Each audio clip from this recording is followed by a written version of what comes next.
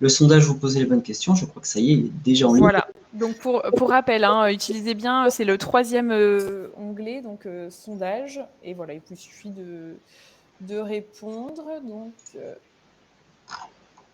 là, on a quand même, ouais, il y a 2 tendances, hein. Vous êtes, soit vous connaissez une solution, mais vous l'utilisez rarement, soit vous en connaissez déjà et vous l'utilisez régulièrement. Et on a 4 personnes qui n'ont pas encore de solution de visioconférence. Eh ben, c'est super. Très bien.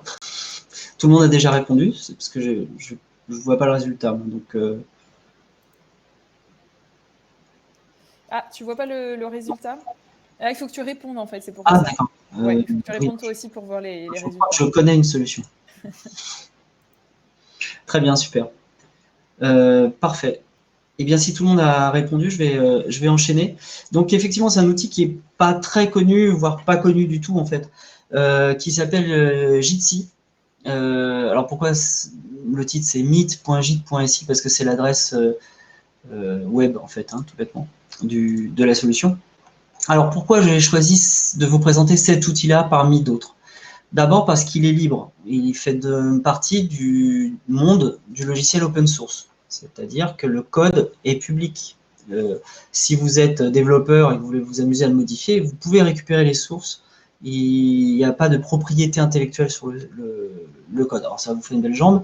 L'avantage aussi de ce monde de l'open source, c'est que parfois les outils sont gratuits. Je fais une petite différence. On peut avoir un logiciel ou une solution open source qui n'est pas gratuite. On va le voir avec Mattermost plus tard. Mais en général, ce sont des coûts qui sont plus limités que le monde classique, on va dire, des outils numériques liés à des entreprises classiques. Donc là, ce sont des outils qui sont basés sur la communauté, qui apportent des améliorations logicielles, des perfectionnements, qui répondent à des bugs, etc. Donc ça, déjà, c'est un outil qui est intéressant pour ça, qui est basé sur une communauté. Ça fait des années qu'il existe, des années que moi, je l'utilise, même professionnellement, avec mes clients, pour animer des réunions. Donc c'est un outil qui est déjà assez solide en termes d'historique. Et un aspect qui est très intéressant, notamment par rapport à en ce moment, c'est que les échanges que vous soumettez via cet outil sont sécurisés. C'est-à-dire qu'il y a un cryptage de votre poste au serveur et eux-mêmes, la structure qui organise ça, ne peut pas avoir accès à ce que vous échangez. Votre flux vidéo, votre flux audio sont cryptés. Il n'y a que les participants de vos réunions qui y ont accès. J'ai mis ce point-là parce que c'est très frais au niveau de l'actualité, puisque là, dans les outils en ce moment qui émergent avec le besoin exponentiel de visioconférence, c'est l'outil Zoom. Et l'outil Zoom, c'est une entreprise tout à fait classique qui a un intérêt particulier, c'est aussi l'échange de vos données, ou l'analyse de vos données personnelles. Alors, sans être paranoïaque sur l'analyse des données personnelles, mais il reste que ils ont visiblement, il y a plusieurs analyses qui semblent le montrer, j'emploie le conditionnel parce que je n'ai pas le temps de creuser l'histoire, mais il semblerait que Zoom soit un petit peu comme Facebook, un petit peu indiscret sur les échanges qui se passent sur leur plateforme. Là, l'engagement de Jitsi, c'est que c'est sécurisé et crypté. La prise en main est facile par rapport à d'autres solutions que j'ai pu tester. Il n'y a pas besoin de compte, il n'y a pas besoin d'identification, donc il n'y a pas besoin d'un éternel mot de passe qu'on perd, qu'on note sous son clavier, enfin bref. Avec tous les travers du mot de passe que vous connaissez. Donc là, il suffit d'une URL pour se connecter sur la salle de réunion. Les fonctionnalités restent relativement avancées pour un outil gratuit. Alors c'est aussi un des points rouges que j'ai mis dans le slide, c'est que le revers de la médaille, c'est qu'il y a moins d'outils qu'une solution comme Zoom où on peut faire tout un tas de choses au même endroit. On va voir un petit peu plus tard qu'on peut mettre en place des outils qui font un univers de travail à distance, un univers de travail collaboratif, quasi gratuit ou quasi gratuit, avec ce type d'outils, mais on est obligé d'en avoir plusieurs, d'avoir une petite mosaïque, une petite boîte à outils gratuite ou quasi et open source. Donc des fonctionnalités qui peuvent servir pour une très grande majorité de réunions ou de conf call, excusez-moi le jargon, et ça fonctionne également sur smartphone puisqu'il y a une application Android et iOS qui permet d'avoir un accès directement sur son smartphone. Je ferai une démonstration tout à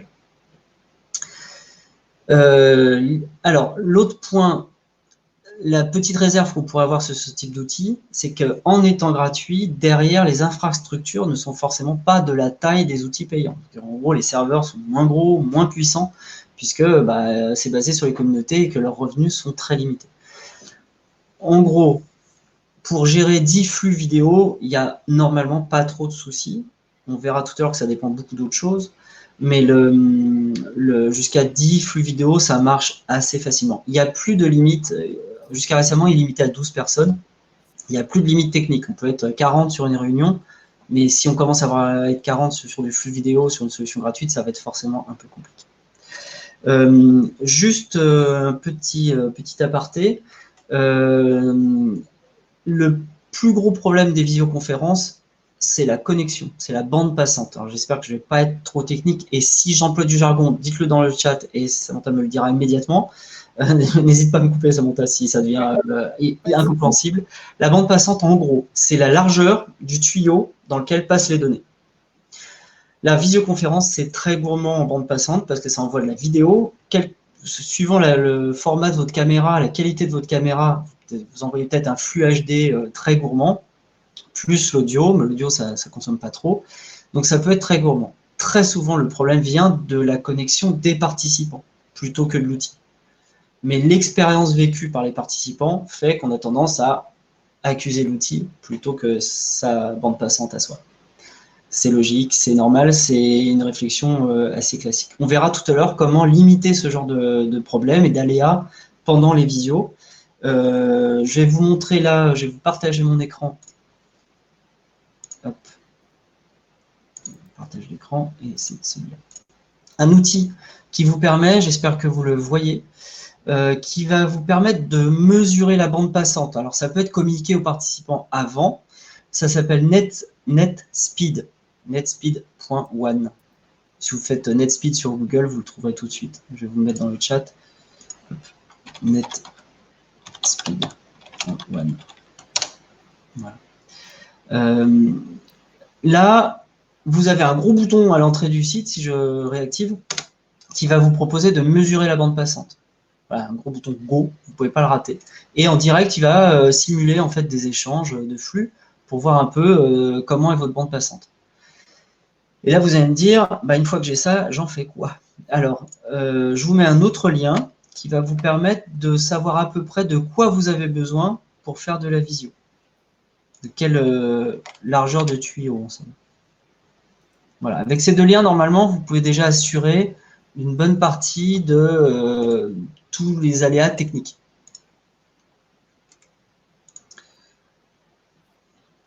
Je reviens à ma diapo. Donc ça, c'est important dans la préparation et dans tout ce qui concerne ces outils-là. C'est important de voir comment ça fonctionne. Je vous ai parlé tout à l'heure de l'environnement collaboratif, les outils qu'on peut mettre en place, et on en parlera en fin de réunion pour les outils qu'on verra un petit peu plus tard. Mattermost pour les communications synchrones ou asynchrones, Jitsi, c'est celui qu'on voit aujourd'hui, Trello pour tout ce qui est organisation du travail à distance, et c'en est un parmi d'autres, mais pourquoi pas Google Drive qu'on peut intégrer dans ce monde qui là pour le coup n'est pas open source. Hein. Google Drive est a priori pas encore open source. Alors j'ai perdu ma diapo, elle est là. Alors on va attaquer l'outil hein, puisque on est là pour ça. Donc il suffit de se connecter sur cette adresse que je vous ai mis en gros là. Et je rappelle, hein, le diaporama vous l'aurez, donc il y a beaucoup de copies écran. Si je vais trop vite, pas de panique, tout est dans le diapo. Donc, quand vous arrivez sur meet.git.si, vous arrivez là-dessus, sur un écran où il y a juste le nom de la session à donner. C'est vous qui déterminez quel nom vous allez lui donner. Là, je l'ai appelé de manière très originale ma visioconf. Ça pourrait s'appeler ma réunion, la réunion du tel jour, peu importe. N'employez pas de caractères spéciaux, c'est bien précisé, puisque ce nom-là va créer l'URL, l'adresse que vous allez communiquer à vos participants. Bon, là, il y a un N qui s'est glissé, mais c'est bien ça. On garde l'adresse du site, /mavisioconf. Ça va être l'adresse que vous communiquez à vos participants pour se connecter sur la salle de réunion. C'est aussi simple que ça. Vous donnez un nom de réunion et après, vous avez l'URL. Et j'espère que c'est clair pour tous. Je vois qu'il y a plein de questions, mais j'y reviendrai tout à l'heure. Donc oui, vous pouvez obtenir la présentation. La plus-value par rapport à Skype, j'en profite. Alors, bon, je répondrai aux questions, pardon. Ça me perturbe de lire les questions, j'arrête de les lire, on y reviendra tout à l'heure, pardon. Quand on est dans la fenêtre Jitsi, on a des outils qui s'affichent quand on passe la souris sur le bas de l'écran. Alors, je vais refaire un partage d'écran. Voilà. J'ai créé une session juste avant la réunion, là. Vous voyez le participant en distance, qui est en fait mon portable en 4G. Et bon. Si je passe la souris en bas, vous voyez, j'ai divers outils que je vais décrire maintenant. Alors en mode mosaïque, il s'affiche tout le temps. Alors, il ne s'affiche pas tout le temps les outils. Je n'ai pas trop bien compris. Des fois, leur interface est un peu sujette à un changement, mais c'est le charme des outils open source. Je désactive mon partage d'écran et je reviens ici. Donc, en bas, on a plusieurs outils qui sont essentiels. Et là, ça va nous permettre de rentrer dans les fonctionnalités de cet outil. Magnifique copier écran un jour où j'étais pas bien réveillé. On a notamment le bouton raccrocher. Bon, bah, ça, c'est clair et net. Ça marche comme Skype, comme n'importe quel autre outil. On appuie dessus, la connexion est terminée. On n'en voit plus rien. Pas de son, plus d'image. On n'en voit plus rien aux participants. Le dernier qui raccroche ferme la session. C'est simple, hein, c'est très collaboratif. Le dernier qui sort ferme la porte. À côté, il y a « je coupe la caméra ». J'ai envie de me moucher, j'ai envie de me lever pour une pause naturelle et pressée. Je coupe ma caméra, ça peut être pas mal. On va voir que couper la caméra, ça peut servir aussi à économiser de la bande passante. Je coupe le son. J'ai envie d'éternuer, dans le coude, hein, bien sûr, hein, je vous rappelle. Je coupe le son. J'ai un enfant qui débarque en hurlant, je coupe le son, ça peut arriver aussi. Un chien qui aboie, je coupe le son. On a la possibilité de mettre les participants en mosaïque, ce qui permet de voir tout le monde en même temps, plutôt que juste dans un bandeau. Et on a ici 3 petites options qu'on va voir un petit peu plus précisément. Le chat, lever la main et partager son écran. J'avance. Donc la mosaïque, ça permet d'avoir ou la personne qui parle qui s'active automatiquement en plein écran, ou alors en vue mosaïque, effectivement, d'avoir les icônes de chacun. Et donc, juste si tu peux rappeler le nombre de personnes qui peut être en visio et le nombre de personnes qui peuvent apparaître forcément avec caméra activée. Alors, théoriquement, la plateforme ne limite pas. J'ai revu leurs conditions hier parce que jusqu'à récemment, ils donnaient comme indicateur 12 personnes. Franchement, des réunions à plus de 12, j'en ai déjà mené en visio. En général, on va demander dans ce cas-là à des participants qui ont des petits problèmes de connexion de couper leur caméra. Donc, on n'aura pas leur retour image, on va se priver de ça, mais au moins, ça assurera qu'eux ont le son fluide. Ce qui est le plus important en visio, hein, c'est d'avoir évidemment le son. Normalement, l'outil le fait déjà. L'outil est capable de couper la caméra ou de réduire le flux vidéo si le son est limite. Donc, il privilégie le son. Mais on va l'aider parce que quand il y a beaucoup de flux à gérer, bah, l'outil fait ce qu'il peut et des fois, c'est un petit peu compliqué. Au-delà de 10-15, on prend des risques que l'expérience ne soit pas très bonne. Après, ça m'est arrivé, l'autre jour on était 16, il y en avait 6 je crois en audio pur et pas vidéo. Les autres avaient un peu réduit leur flux vidéo. On a pu faire une réunion pendant 1h30, ça marchait très bien. Mais en ce moment, c'est un peu particulier aussi en termes techniques puisqu'on a beaucoup de demandes, donc les serveurs ont tendance à saturer vite. Donc je ne peux pas donner malheureusement de chiffres précis sur à temps ça coupe et à temps c'est parfait. Voilà, une réponse probablement très frustrante aussi de ma part, mais je ne peux pas vous dire beaucoup mieux malheureusement aujourd'hui sur cet outil. Les fonctionnalités, on a vu, donc il y a un chat qui est assez minimaliste, mais il suffit à écrire un message et envoyer des smileys. Donc tant qu'on a des smileys, ça va, on est sauvé. Et on a aussi, et ça je ne vais pas rentrer trop dans le détail parce que le temps avance à vitesse grand V, on a un menu en bas à droite ici, j'espère que vous voyez mon curseur, de l'outil qui permet d'afficher des options supplémentaires. On peut par exemple intégrer dans la visio une vidéo YouTube. Donc ça c'est pas mal parce qu'on met le lien YouTube seulement et tout le monde va voir la vidéo YouTube en même temps. C'est pratique pour faire un échange, après en parler, etc. Ça c'est le premier. Et deuxième option qui est très intéressante, c'est qu'on peut enregistrer la session. C'est le bouton juste après, juste au-dessus de YouTube, enregistrer la session, attention quand même, c'est super, mais d'abord, ça demande des ressources matérielles un petit peu musclées.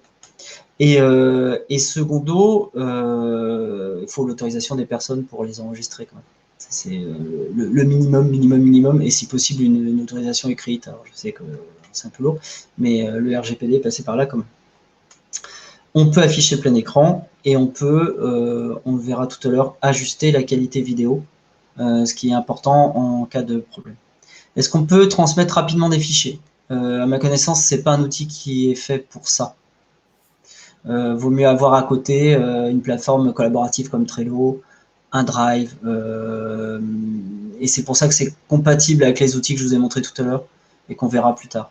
Je pense que ça fait une partie, c'est une pièce de la mosaïque des outils qui nous permettent de travailler à distance et en collaboration. Donc ça tombe bien. Donc peut-on partager son écran? Oui, absolument. C'est ce que je vais vous montrer sur la slide d'avant.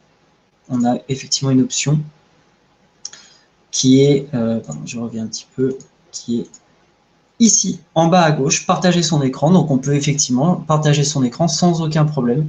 La version en français, il n'y en a pas malheureusement. Je suis désolé, je sais que ça fait très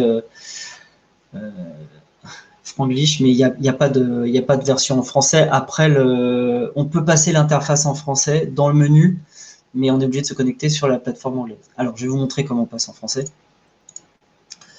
Hop, il est ici. Alors, je ne le fais pas souvent. J'espère que vous voyez. Oui, je crois que c'est dans Paramètres. Et pas du tout. Si, c'est là. Dans Plus, pardon. Donc Paramètres, le petit menu supplémentaire, Paramètres, et dans les 4 onglets, il y a le plus et on peut passer en langue française. Donc là, vous aurez l'interface de la réunion en français, mais le site, lui, reste en anglais.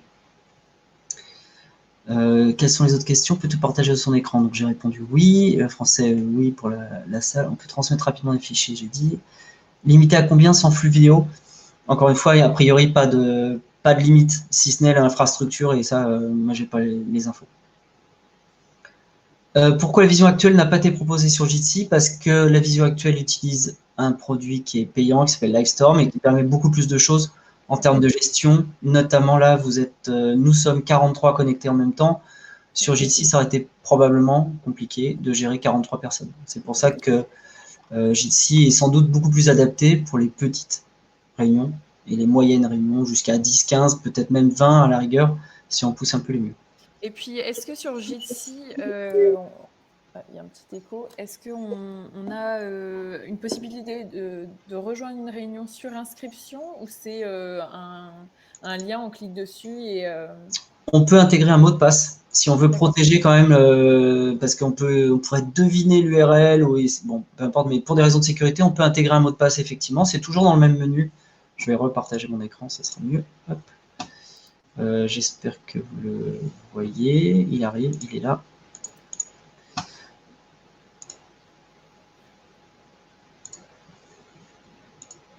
Et c'est toujours pas là.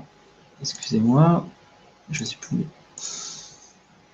Ah, voilà. Dans l'icône en bas à droite, il y a le menu supplémentaire, il y a le point information. Information, ça vous permet de récupérer éventuellement, il y a même un petit bouton pour copier automatiquement l'adresse de la session pour envoyer à vos participants, et vous avez la possibilité d'ajouter un mot de passe.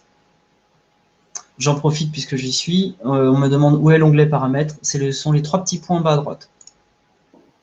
Ici, et là, il y a paramètres. Voilà, j'espère que j'ai répondu. On peut transmettre rapidement des fichiers. Skype.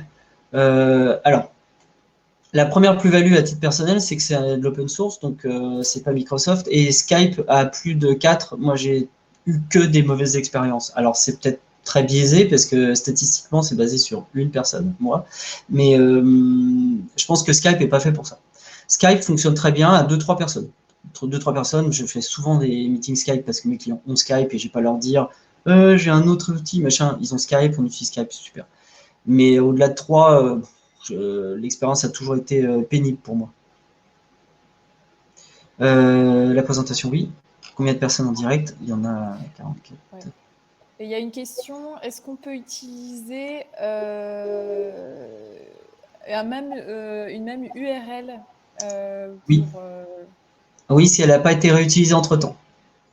C'est un peu l'idée du marché, hein. Les URL, c'est premier arrivé, premier servi. C'est pour ça que je vous encourage à faire des URL assez distinctes de ce que pourraient faire d'autres personnes. Mettez le nom de la structure ou, je ne sais pas, un sigle d'abord. Ça permet d'être quasiment sûr que ce sigle que cette URL n'est pas récupérée par d'autres. D'accord, donc en fait, une réunion, enfin, en tout cas, une plateforme de réunion peut être utilisée à plusieurs moments dans l'année Oui, avec le même lien. tout D'accord. à fait. D'où l'intérêt peut-être d'avoir des mots de passe aussi.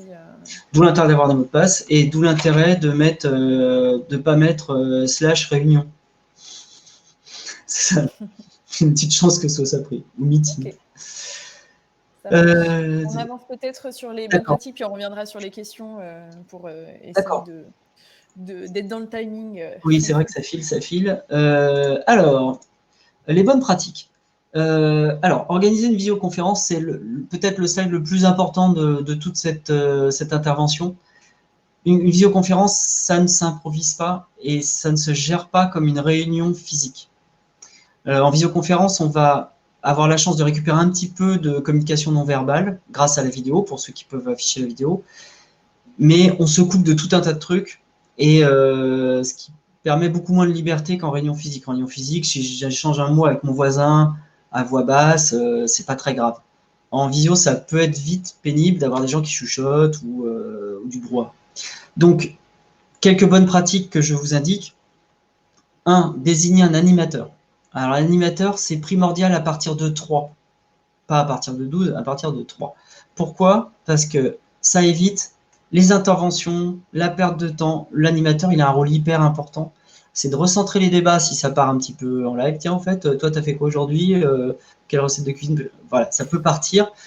La visioconférence, elle est d'autant plus efficace qu'elle est le plus court possible. Une réunion, on connaît un peu le syndrome de la réunionnite, où ça dure un peu, mais en même temps, c'est du lien social. On échange des choses qui sont parfois en dehors du sujet.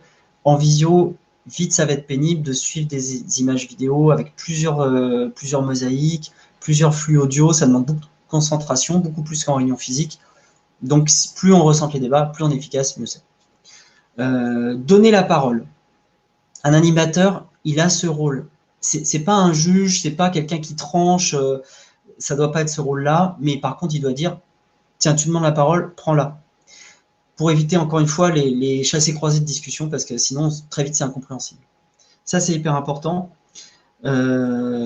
Et s'autodiscipliner pour éviter le brouillage, j'en ai parlé, et ne pas polluer le chat.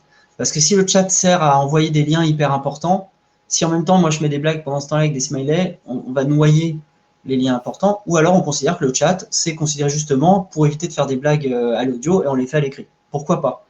Mais il y a des règles du jeu un petit peu à respecter. C'est un petit peu à cadrer avant, mais c'est vraiment ça qui peut assurer le succès de la chose. Et une chose importante aussi, c'est de se connecter, essayer de se connecter 10-15 minutes avant le début. Alors, il y a quelqu'un qui a déjà vu qu'il y a un outil pour demander la parole, et je vais en parler, donc c'est très bien. À Montpellier, je suis de Montpellier, et on a une fâcheuse tendance à parler du quart d'heure montpelliérain, donc on commence toutes les réunions à 14h15 quand elles sont fixées à 14h. En visio, il faut éviter ça si possible, parce que sinon les gens arrivent à 14h15, comme en réunion physique d'ailleurs. Donc on se connecte un peu avant, à la rigueur on échange les banalités du jour, il fait beau, il fait pas beau, ça va bien, ça va, et à 14h on commence. Si on peut faire ça, c'est bien, on gagne en efficacité. Première bonne pratique, dans Jitsi, je vous ai mis le lien, donc je ne vais pas revenir dessus puisque vous avez vu où c'était maintenant. Il y a dans le menu, si je clique sur mon nom en haut, je vais pouvoir justement déterminer quel est mon nom qui apparaît aux autres. C'est hyper important de savoir qui parle et qui apparaît à l'écran à ce moment-là. Ça, c'est primordial, hein. Je m'identifie, j'assume ma parole en disant qui parle.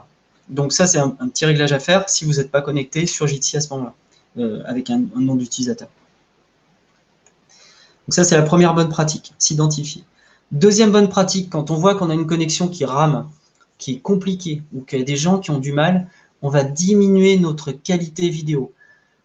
pratiquement, ça sert probablement à rien d'envoyer un flux HD sur une visioconférence, à moins que les gens aient des écrans de 2 mètres de large et 12 participants et des connexions démentes. On peut très bien, c'est juste en dessous l'avatar, le nom d'utilisateur, baisser sa qualité vidéo, voire carrément la couper en coupant la caméra si besoin, pour assurer cette qualité. Voilà, ne pas hésiter, hein, si la connexion d'un participant est mauvaise, on lui conseille de couper sa caméra. Et peut-être on va nous couper notre caméra pour ne pas lui balancer un flux que sa connexion ne peut pas gérer. J'ai mis en rouge, hein, je l'ai mis un rouge bien saignant. Attention, réunion mixte, il n'y a rien de pire que d'organiser une visioconférence avec une salle où il y a plusieurs personnes en physique. C'est l'enfer. J'en ai fait une la semaine dernière, j'ai cru que j'allais m'arracher le peu de cheveux qui me reste. C'était l'horreur intégrale, parce qu'on cumule les problèmes. Dans la salle, les gens papotent entre eux, donc ça, nous, on n'entend rien quand on est à distance, et donc on perd quelque chose. Et en plus, ils avaient plusieurs postes dans la même salle, donc on a géré des problèmes de Larsen tout le temps. Ils coupaient pas leur micro, d'autres les rallumaient. Ça, c'était Larsen, c'était leur... J'ai même fini par leur conseiller d'aller chacun dans leur bureau et de faire du distance pure. Vaut mieux ça que de faire moitié présence, moitié distance. Sinon, c'est très difficile à gérer. Il faut que les gens soient très, très disciplinés, c'est difficile. Quand on est dans une visio, il y a une bonne pratique comme le talkie-walkie. On coupe son micro quand on ne parle pas. Alors, c'est difficile à prendre comme habitude. Moi, ça m'arrive d'oublier aussi. Mais c'est vrai que c'est un bon réflexe. Je n'ai pas besoin de parler, je coupe mon micro. Ce qui oblige aussi à le remettre quand on veut parler. Parce que si on ne le remet pas, on ne fait pas. Et les gens n'entendent pas. Et on se dit, ah, ça ne marche pas, c'est encore la plateforme qui ne marche pas, c'est nul, etc. J'ai vu les questions, j'y reviendrai. Et effectivement, donc bravo à la personne qui l'a vu, il y a un outil pour lever la main. Alors ça fait très scolaire, mais c'est hyper efficace quand on est plus de 4. À 3-4, c'est pas vraiment la peine de lever la main, mais au-delà de 4, ça commence à être bien pour l'animateur de savoir qui demande la parole. Donc je clique sur la main, et j'ai une petite icône bleue, alors c'est discret, mais une petite icône qui dit « Eh oh, moi je voudrais parler, je lève le doigt s'il vous plaît ». Ça fait un petit peu scolaire, mais en termes d'organisation, c'est beaucoup plus pratique d'avoir quelqu'un qui sollicite la parole et quelqu'un qui la donne. Comme ça, au moins, c'est clair. Chacun parle à son tour. Je jette un œil discret, presque discret sur l'heure, mais on est presque à la fin. Éclairez-vous. Ça, c'est souvent... On a des images très sombres. Hein. Je vous fais une démonstration. Ah ouais, non, ça reste, il fait trop jour pour que ce soit trop mauvais.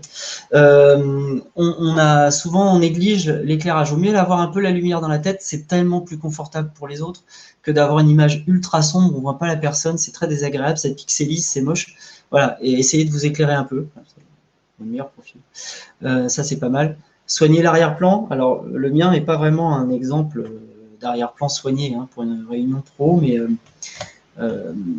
c'est comme ça.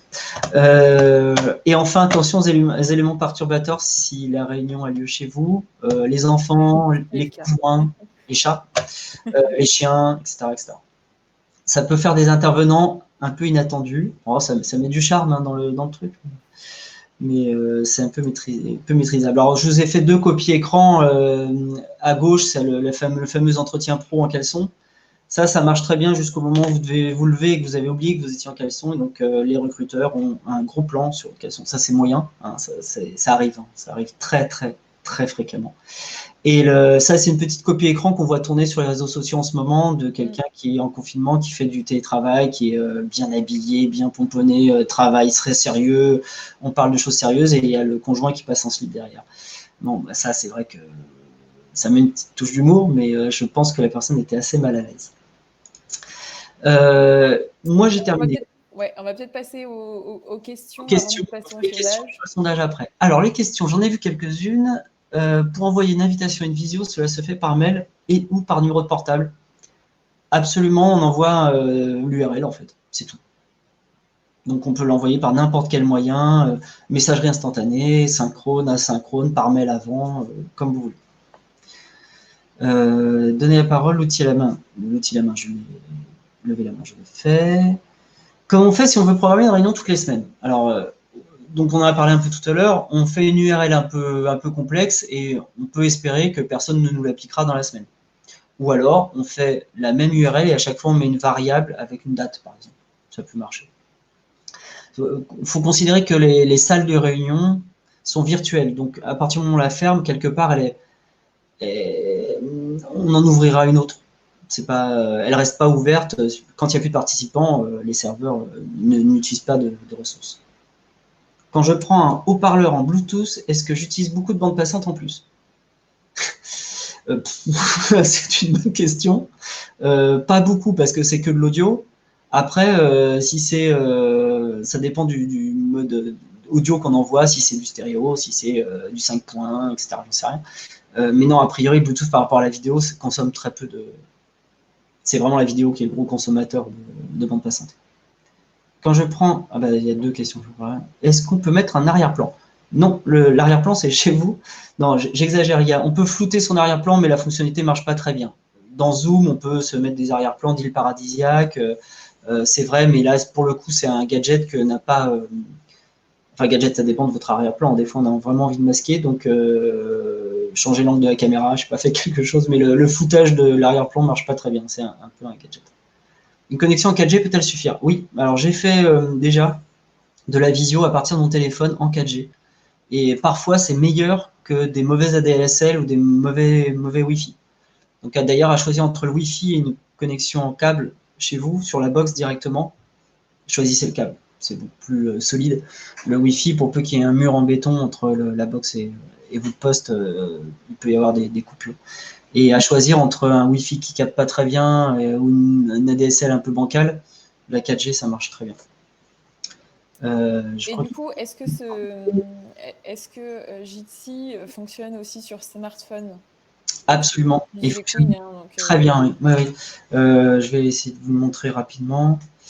Isabelle demandait s'il y avait une slide avec l'affichage en mode smartphone. Peut-être que si tu peux nous Je ne sais pas si vous le voyez, mais voilà, je suis tellement narcissique que je me mets en infini. Mais là, c'est sur mon smartphone. C'est la réunion que j'ai sur l'écran que je vous ai montré tout à l'heure, en direct. Et là, je suis en 4G puisque j'ai coupé le Wi-Fi. Il y a une appli qui s'appelle Jitsi. Et Jitsi, quand vous l'ouvrez en appli, il vous demande juste l'URL de session. Si elle n'existe pas, il va en créer une. Il va créer une salle. S'il y en a une, il va vous connecter dessus. C'est simplissime. Mais s'il y a besoin, je referai une petite doc dessus si des gens bloquent sur cette question. Ce serait dommage de bloquer dessus parce que ça marche très bien en portable. Dans les bonnes pratiques, à choisir, vaut mieux un poste fixe parce que le problème du portable, si on le tient à la main, ça fait une image qui bouge tout le temps et pour les autres, c'est un peu dur. Pareil, j'ai oublié un petit détail, mais qui est important. Si possible, si vous pouvez choisir l'emplacement de votre caméra, ce qui est compliqué quand ce sont des ordinateurs portables, essayez de placer plutôt votre caméra vers le haut et de temps en temps, ce que je n'ai pas fait beaucoup pendant la présentation, regardez dans la caméra.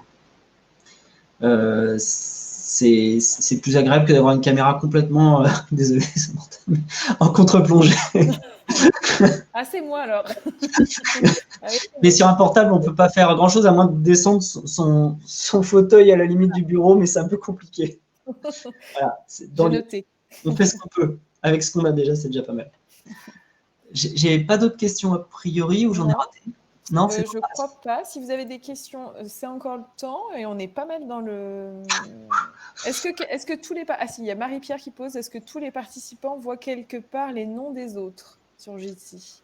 Alors, si on l'a déterminé, si on l'a bien inscrit, son nom ou son surnom, peu importe, là où je vous ai montré, dans le menu, oui, les autres voient qui parle et quelle fenêtre correspond à qui. C'est ça, hein. Quelle fenêtre correspond à quelle personne. Vous pouvez surélever votre ordinateur portable, absolument. Ça, c'est pour moi. Là, c'est pas moi qui dis. De nombreux postes fixes n'ont pas de caméra, c'est vrai. Donc, dans ce cas-là, on peut se connecter en audio. Hein. Même si on n'a pas de caméra, on peut se connecter quand même. On aura au moins l'audio. Et puis, sinon, une petite webcam, ça coûte vraiment pas très cher. Même des bonnes webcams, on n'est pas obligé d'avoir des webcams en Full HD, 4K ou je ne sais quoi. Une 720p, c'est déjà génial. C'est de la HD, pas Full HD. D'ailleurs, on me demande, j'ai 464 en bande passante, ça a l'air pas mal du tout.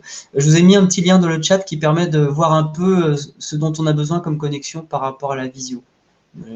Allez voir le chat. Peut-on utiliser cet outil à partir de Facebook pour un groupe privé? Non. Là, pour le coup, les outils open source et Facebook, en général, ne font pas bon ménage. Pas envie d'être intégré. Donc, non, c'est pas fait pour ça. C'est pas lié aux réseaux sociaux. Si on ne s'est pas identifié au préalable, peut-on quand même communiquer? Oui, absolument.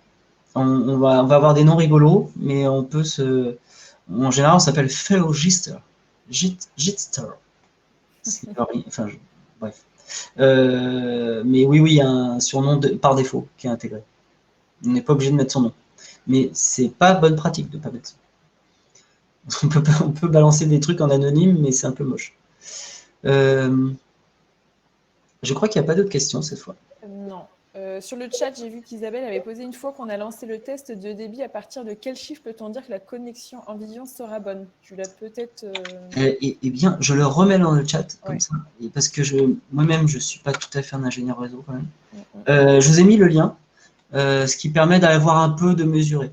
Il y a quelque chose dont je ne vous ai pas parlé parce que j'avais peur de manquer de temps, mais il y a aussi une chose qui est pas mal quand on est une connexion qui est un peu tangente, c'est de couper les services qui vous demandent de la bande passante, notamment tous les clouds, G-Drive, Google Drive, Dropbox, etc., etc.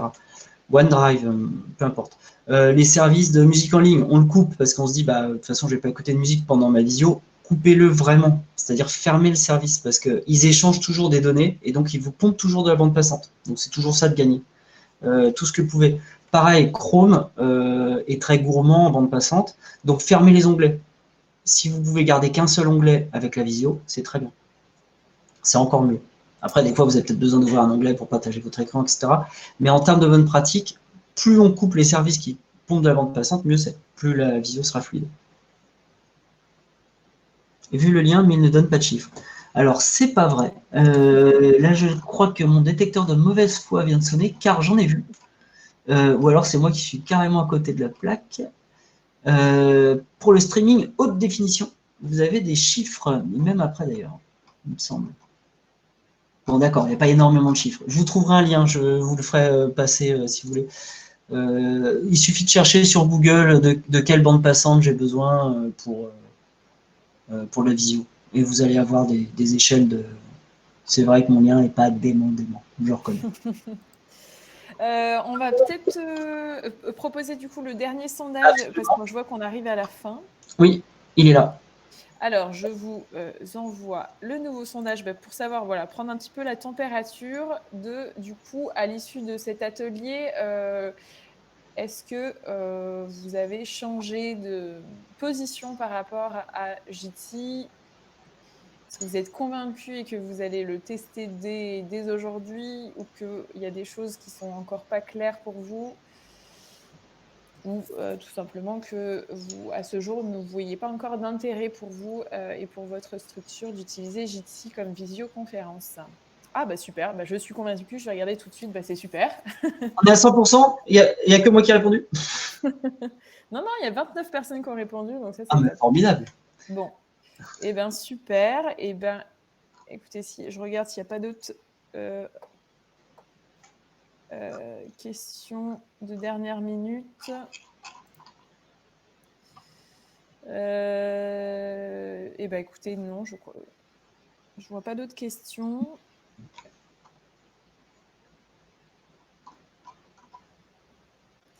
Et bien écoutez, du coup, on vous remercie en tout cas d'avoir participé à ce premier atelier. Voilà, merci d'avoir respecté bien les 45 minutes. Donc, pour les prochains ateliers, je vous l'ai annoncé au début, on va faire 4 ateliers dans ces prochaines semaines. Donc, le prochain a lieu le 8 avril et ce sera sur les outils Slack et Mattermost pour collaborer à distance. On va aussi parler le 10 avril de Google Drive pour bien organiser ses documents à distance. Et le 15 avril, ce sera sur Trello. Donc, dernier rappel, voilà, le PowerPoint, le PDF est téléchargeable, donc vous pourrez le récupérer. Il y aura un mail aussi qui sera envoyé tout de suite après la fin de ce live pour que vous puissiez le récupérer. Et en tout cas, merci en tout cas à vous et à vos commentaires. Voilà, ça fait plaisir pour ce premier lancement.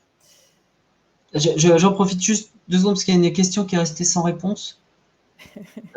Et je ne voudrais pas que ça soit le cas. Alors, voilà, c'est le cas de quelqu'un qui a une très bonne bande passante, pardon, une très bonne caméra, donc qui prend énormément de bande passante. Donc, j'ai 3 secondes peut-être, vous m'accordez 3 secondes de plus. Allez. Toute vitesse. Hop, il y a un outil qui permet je vous l'ai mis dans le PowerPoint, hein, mais quand on est sur Jitsi, quand on va dans les options ici à droite, on a ajusté la qualité vidéo. Quand on a une très bonne caméra, pardon, on n'a pas besoin de lui balancer le maximum de flux vidéo, effectivement, donc on peut très bien réduire et mettre en basse définition le flux vidéo qui est envoyé, qui sera traité. Nous, on va envoyer peut-être de la bonne vidéo, mais ce qui va être important, c'est que au participant va distribuer un flux qui va être dégradé, qui va être limité pour éviter justement d'envoyer trop de données. Donc là, j'ai limité ma bande passante, ce qui permettra de gagner de la fluidité. Donc j'espère que ça répond à votre question, mais c'est vraiment ça l'idée, hein, c'est de dire, faut pas que quelque part, que je pollue les tuyaux de la visioconférence avec ma caméra qui est en super qualité. Sauf si, encore une fois, tout le monde est en fibre et c'est génial. J'espère que ça répond à votre question, Florence. Eh ben, merci pour cette petite question de Avec, dernière minute. Et puis donc, à bientôt pour un prochain atelier. Et puis voilà, n'hésitez pas à nous suivre sur Facebook et LinkedIn pour suivre, pour rester informé des prochains événements de Trajectoire Tourisme. Merci et prenez soin de vous. au revoir.